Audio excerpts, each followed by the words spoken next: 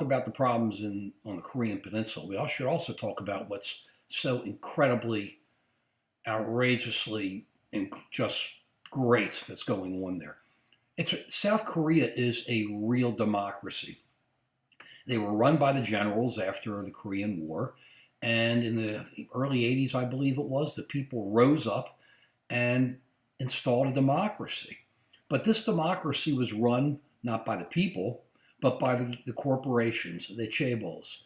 And I always call them the chaebols. I never know if I pronounced it correctly. The Samsungs of the world, the Hyundais of the world. The Samsung became the biggest. And they ran their country along with the government. But as the years went on, the people started demanding more and more accountability and would protest, but would have elections. People would be elected. The court system would work. But as the years have gone on now, the people have demanded accountability from their government and the chaebols. We're talking from the early '80s.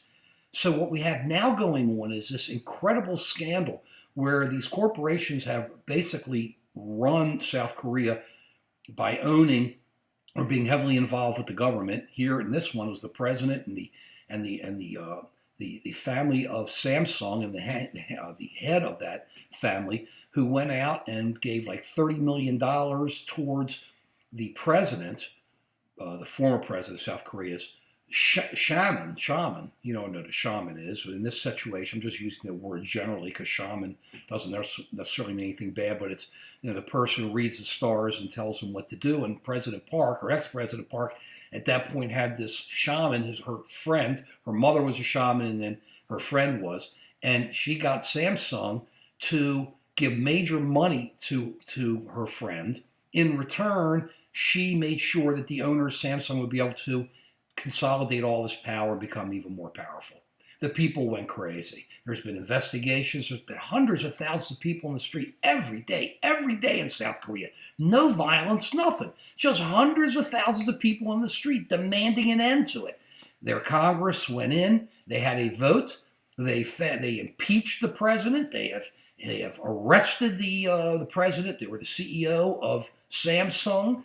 They've had pictures of them doing their version of the perp walk, and the Constitutional Court has totally unanimously backed the legislature, and now South Korea is going to have a new vote in 60 days. Now, what will that do to their foreign policy, or their domestic, really, for them, but for us, our foreign policy? I don't know. I'll tell you this. It's incredible to have a democracy like that. And when you just say, wow, these people in South Korea are just outrageous. And then you compare them to North Korea and the Young Un, whose people are half the size of the South Koreans, who have no rights and who are backed by the Chinese. Isn't it interesting that the Chinese back a country like North Korea? They're all worried it's going to collapse and the people are going to run into China. I don't think they're going to run into China. I think they're going to run into South Korea. Because where would you rather live? In a democracy where your own people love you, will take care of you, and be able to capitalism, be able to make some money, or run to China from one dictatorship to another? China's going through their own purge right now. That's why China's so afraid. But that's why America is so great, our influence in the world. And I hope the president can understand this. To have a small Asian country become such a vibrant, strong democracy, to be able to make the biggest country, one of the biggest countries in the world, China, afraid of them because of their economy and their democracy and their friends of the United States, and to have compared to this, North Korea, incredible. So it's a real problem, but wow, what an incredible country.